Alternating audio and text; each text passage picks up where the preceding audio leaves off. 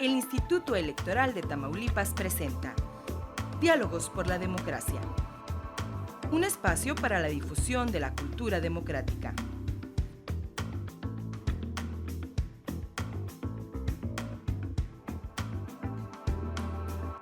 Hola, ¿qué tal? Muy buenos días. Soy Nereo Zamorano, su amigo y servidor, titular de Diálogos por la Democracia, este espacio radiofónico que le ofrece semana a semana el Instituto Electoral de Tamaulipas. Aquí le presento ya la emisión número 600, ya 600 programas que el Instituto Electoral de Tamaulipas le ha ofrecido a usted semana a semana. Le hago llegar también un afectuoso saludo de parte de todos los que trabajamos en el IETAM.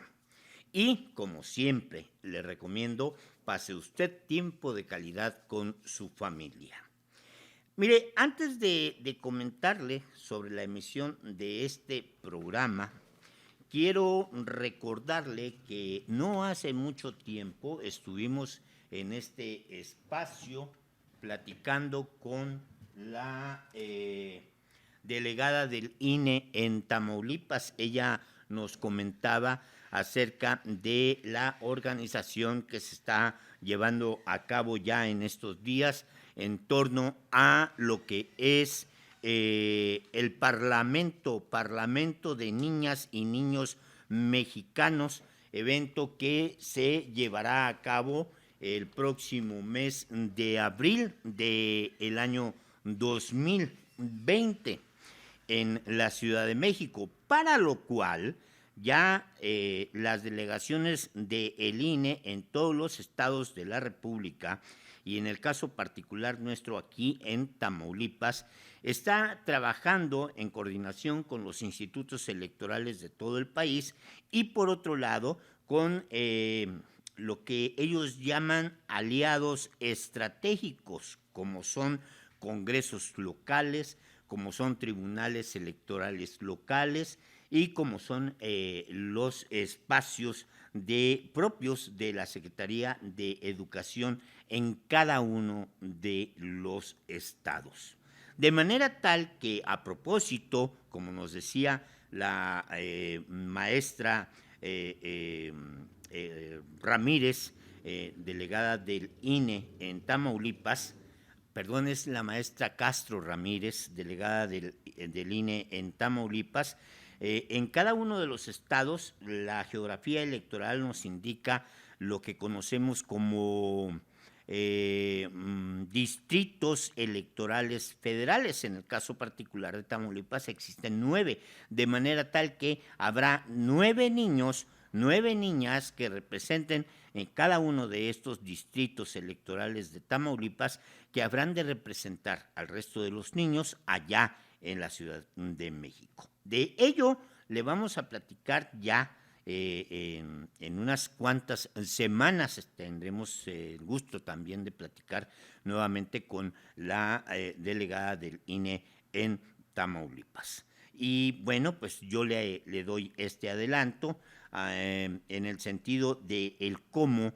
los órganos electorales no solo organizan elecciones, también fomentan la cultura democrática en todo México. Ahora bien, ya entrando en materia, le comento que la semana pasada iniciamos la relatoría sobre la conferencia magistral que la maestra Minerva Tavares Mirabal ofreció en la capital del estado de Tamaulipas recientemente.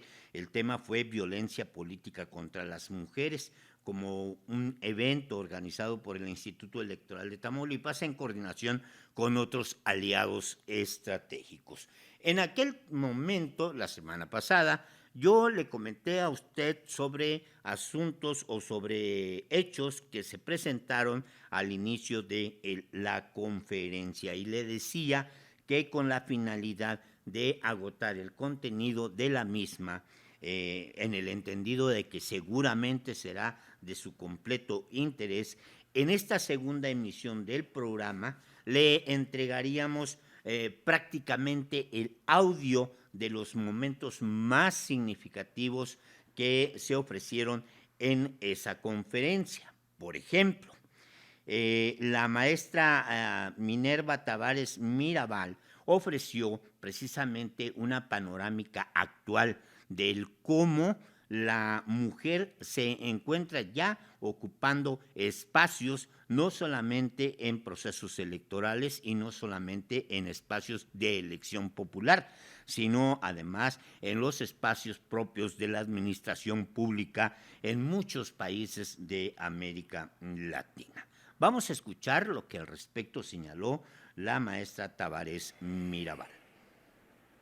Ahora bien, pensarnos como mujeres líderes y llegar a los puestos de poder para repetir las fórmulas de gobernar un mundo a la manera tradicionalmente masculina, como ha venido ocurriendo por milenios, habla muy mal de lo que connaturalmente somos capaces de hacer nosotras las mujeres. Hacemos comunidades, pueblos, nuestra esencia es solidaria, nuestra esencia es política, de modo que estamos también ante una grandísima oportunidad, porque, como he dicho también muchas veces, de mucha más política de la buena es que necesita el mundo para salvarse.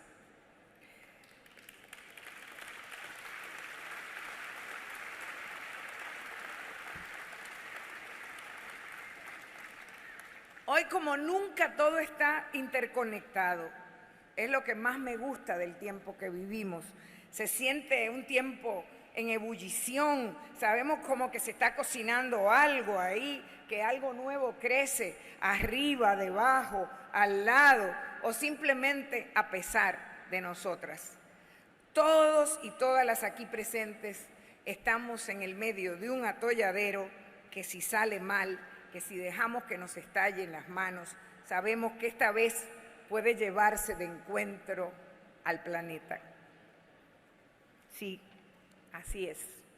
Puede llevarse de encuentro al planeta. La Tierra es limitada, es frágil y ya no tiene secretos. Saber esto a ciencia cierta también nos une, en tanto nuestra generación es probablemente la primera generación de nuestra especie que podría ver el final del planeta al estilo Hollywood. No sé si lo han pensado, pero podríamos estar en nuestras casas presenciando por la televisión cómo se destruye este planeta. Esta certidumbre nos lanza en la cara temas que durante las últimas décadas parecían políticamente incorrectos, pasados de moda, pero que muy bien sabemos que son responsables de que hayamos llegado hasta aquí como hemos llegado y que están en la cuna de todos los males de la humanidad: la pobreza, la desigualdad, la exclusión. Hablar de desigualdad, de exclusión, de pobreza, es hablar de derechos humanos y de ciudadanía, de política y de democracia. No se puede mencionar el liderazgo político de las mujeres si nuestro plan de acción no incluye hacer confluir nuestras agendas en esa dirección. ¿Por qué? Porque, como decía antes, todo está interconectado, todo forma parte del todo y todo está en juego. Y es en ese escenario en que vemos cómo el discurso autoritario, negador de derechos, se las arregla para imponerse en algunos lugares de nuestra región y se hace evidente que debemos replantear nuestros discursos. Las políticas de allá, las de aquí, tenemos que replantearnos ese discurso y nuestro papel como políticas de primer orden en nuestros países. Y en ese marco son protagonistas nuestros partidos. Sí, los partidos, y ese es un tema difícil, complejo, frustrante, muchas veces, porque los partidos políticos son nuestras casas, son los lugares donde crecemos, donde se supone que políticamente debiéramos sentirnos más seguras las mujeres y poder construir ahí nuestros liderazgos democráticos. Sin embargo, el reto para nosotros es enorme para desarrollar esos liderazgos democráticos en partidos que son autoritarios, que son sexistas, que son patriarcales, violentos, y que algunos tienen algunas oligarquías que son casi monárquicas,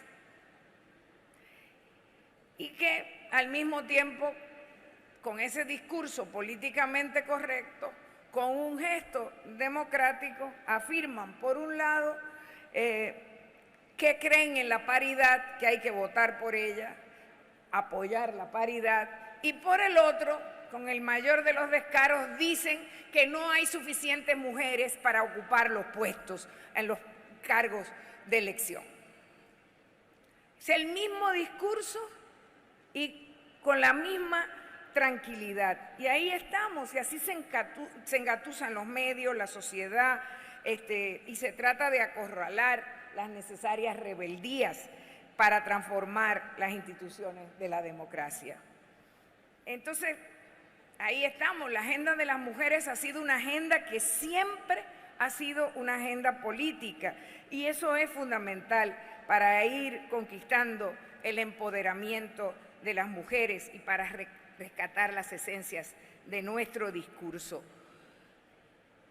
Y lo digo porque uno de los temas que he visto que están más presentes en este país, a donde ustedes han dado un ejemplo al mundo aprobando estas leyes de paridad, entonces resulta que paradójicamente, mientras se aprueba la paridad, mientras se aprueban medidas para consolidar un empoderamiento real de las mujeres, al mismo tiempo entonces vemos alarmados cómo aumenta la violencia política hacia esas mujeres. Y de eso estamos hablando.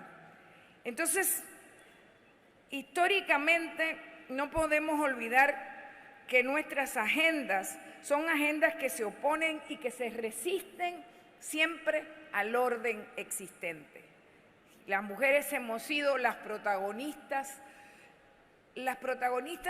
indiscutibles de la revolución más grande que ha vivido la humanidad. Una revolución que en menos de 200 años impactó sobre la mitad de la humanidad.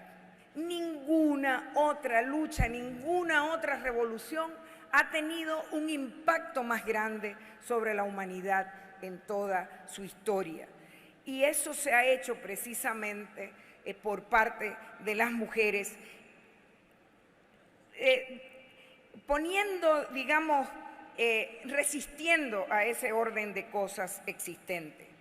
Y mientras tanto, lo que vemos es que ese orden concentra poder y riquezas en unos pocos, mientras la inmensa mayoría mal se reparte. Con suerte, un 10% sobrante de los ingresos de nuestras naciones.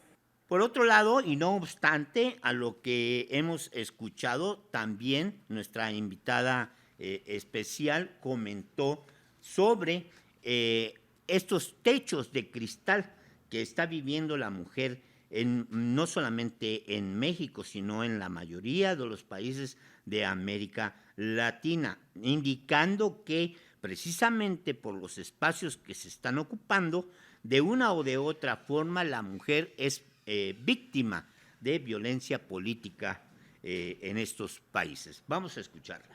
También es bueno recordar que según la CEPAL, mal contadas, solo el año pasado, en 32 países de la región fueron asesinadas más de 3.800 mujeres víctimas de feminicidio.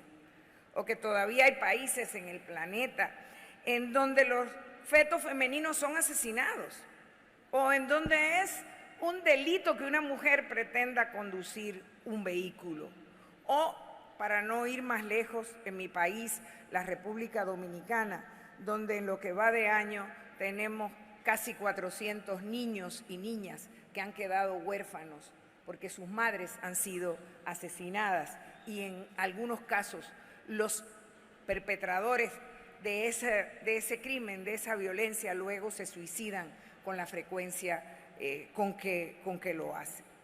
Y es desde esa perspectiva, justamente desde donde yo me atrevería a plantear dado ese nuevo escenario local y global, la necesidad de politizar nuestras agendas heredadas, dado que el mundo es cada vez más ajeno, aunque no tiene secretos, y de que cualquier cultura o conflicto, por más remoto que sean, repercutirán indefectible y rápidamente en el todo en que nos hemos convertido.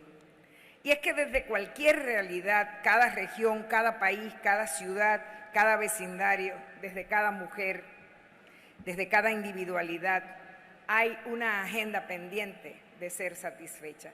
Eso tampoco lo podemos olvidar.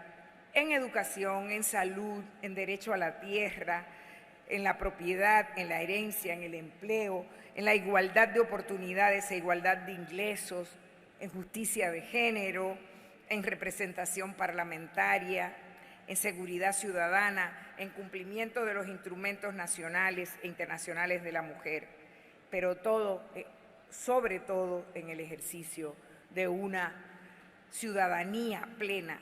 Y eso también incluye la participación política libre de violencia de las mujeres.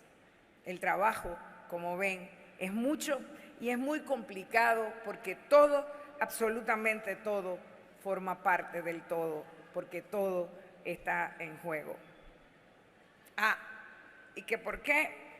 Empecé citando a un escritor varón de la primera mitad del siglo XX, porque si ustedes, caballeros, que están aquí escuchándonos, solo ven una mujer cantando y tendiendo ropa donde George Orwell veía a una esclava, estamos perdidos como planeta. Mientras eso siga ocurriendo, el peligro está a la vuelta de la esquina. No se trata de las agendas de las mujeres, se trata a esta altura del juego de las agendas de la humanidad. Así que si ustedes, caballeros, que están aquí escuchándonos, no alcanzan la estatura humana de feminizar con urgencia esta civilización que lo devora, quiebra y derrite todo, estamos como planeta perdidos. Así que ustedes, jóvenes, caballeros, apóyennos en la feminización urgente de esta tierra que agoniza sin ningún derecho. Muchas gracias. Y yo terminé, pero con Heli me había hecho la propuesta no indecente de que termináramos con cierta alegría y como de alguna manera esa historia triste que nos ha convocado aquí, la historia de mi madre y de mis tías asesinadas, es como una semillita de luz que se las ha arreglado para alcanzar los lugares más distantes de este planeta y convoca a miles y miles de mujeres y hombres en el mundo entero cada 25 de noviembre hasta el 10 de diciembre en el Día Mundial de los Derechos Humanos. Entonces voy a compartir con ustedes otro pequeño video en el cual se aprecia la manera como las mujeres dominicanas también conmemoran esta fiesta, haciendo esta demanda y cantándole a las mariposas para que sean siempre capaces de volar, de darnos la fuerza, la capacidad de la transformación que necesitamos para hacer de este planeta uno que nos acoja y en el que podamos vivir bien, aquí y ahora. Así que los dejo con este merengue cantado por una de las cantantes de 440 y Juan Luis Guerra, que es Maridalia Hernández, y acompañando el ritmo de las dominicanas y los dominicanas que marcharon hace 4 días exigiendo el fin de la violencia hacia las mujeres en la República Dominicana y en el mundo. Muchísimas gracias por este encuentro maravilloso. Finalmente, la maestra Mirabal se refiere a la perspectiva no solamente de género, sino a la posibilidad de desarrollo que la mujer tiene en términos del quehacer político en toda América Latina. De esta manera se expresó la maestra en esta conferencia. Yo siento un poco que algunas de las preguntas estaban contenidas en lo que dije, pero qué bueno que las hicieron porque me permite profundizar un poquito más el tema del que vinimos a hablar aquí en el día de hoy. Fíjense, el tema de la violencia es un tema de derechos humanos. Y los derechos humanos, como yo decía, existen en función de los estados. Si lo que pasa en la casa, internamente, cómo tú decides educar a tus hijos, qué les enseñas, en cuál religión, con los valores que les das, son un asunto de la familia. Pero el tema de la violencia tiene que ver con una relación de cada uno de los ciudadanos y ciudadanas con el estado en donde vive. Y el Estado es responsable de garantizar esos derechos. Y el primero de esos derechos es el derecho a la vida, y otro derecho es el derecho a la integridad, y otro derecho al de la participación política. Por lo tanto, de lo que estamos hablando aquí es de una acción que le corresponde a todas las instituciones del Estado y a instituciones que tienen que ser instituciones democráticas, porque si no son democráticas no se puede hablar de derechos. Entonces, el techo de cristal solo va a ser posible romperlo avanzando en esas agendas. Es decir, y normalmente y muchas veces la vanguardia de esos cambios, de esas acciones, vienen dadas por las leyes. Es más fácil transformar en el papel que luego aplicar esas leyes. Y por eso para mí quizás uno de los aprendizajes más importantes que he tenido de anoche acá, conversando con ustedes, es precisamente pudiendo constatar las acciones que se están haciendo desde el Estado mexicano para poner en práctica lo que ya se ha diseñado en las leyes que los rigen y las rigen. Y ayer me invitaron en el Senado Nacional, en el Senado de México, a hablar en la puesta en circulación del protocolo que el Senado aprobó para la aplicación de las reglas para tratar de evitar la violencia política. Pero si no hay una acción en esa dirección, esas políticas que se han diseñado en las leyes nunca van a tener efecto, nunca van a tener resultados. Y las políticas públicas, ¿cómo es que se expresan? ¿De qué manera se expresan las políticas públicas? Se expresan en los recursos que se les da en el presupuesto para su aplicación. Es un compromiso de un gobierno, es el compromiso que está puesto, nosotros le decimos al dinero allá, en los cuartos, en los recursos que se asignan para que esas políticas públicas se apliquen, y solamente así van a poder ser efectivas, eficaces. Si no, no. Entonces así es como se empieza a romper ese techo de cristal. O sea, para mí es un ejemplo extraordinario que aquí la mayoría de instituciones que tienen que ver con el ejercicio de los derechos humanos, con esa garantía, estén ahora coincidencialmente presididos por mujeres.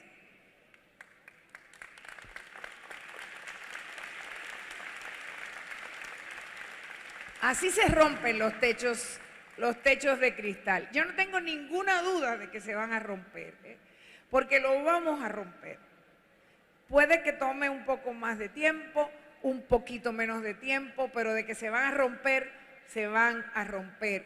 Porque no es posible mantener un mundo en el que se entienda que las mujeres y los hombres tienen derechos distintos, en el que las mujeres y los hombres tienen oportunidades distintas, en que tienen acceso distinto a los puestos de dirección pública.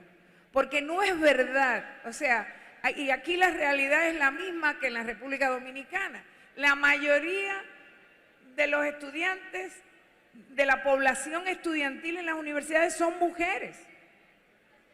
Entonces no es verdad que por falta de capacidad que hay menos mujeres y más hombres en los puestos de dirección. Entonces ahí hay que atentar. Ese es un techo de cristal que hay que romper y que se ha ido rompiendo. Yo no voy a referirme a cómo se debe tratar a una mujer cuando llega a buscar servicios de salud a un hospital. Lo que sí yo entiendo es que el Estado tiene que garantizar afecto a esas mujeres. O sea, no es posible que nuestros estados sigan con esa desafección, que sigan victimizando a alguien que ha sido víctima de un delito, de un crimen, que está penado por la ley. El caso en la República Dominicana es gravísimo. Es decir, cuando una mujer es víctima de violencia, tiene que ir al hospital y declarar lo que pasó. Después tiene que ir a la policía y declarar lo que pasó. Y después tiene que ir a la fiscalía y declarar otra vez lo que pasó. Y después a un juicio en el cual frente al propio violador tiene que volver a contar lo que le ocurrió. Y todas las mujeres que estamos aquí sabemos que no queremos contar ni siquiera cuando somos víctimas de un acoso sencillo.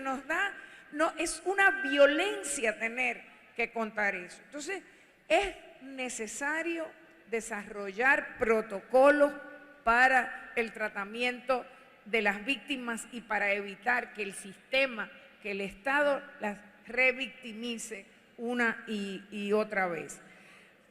Y voy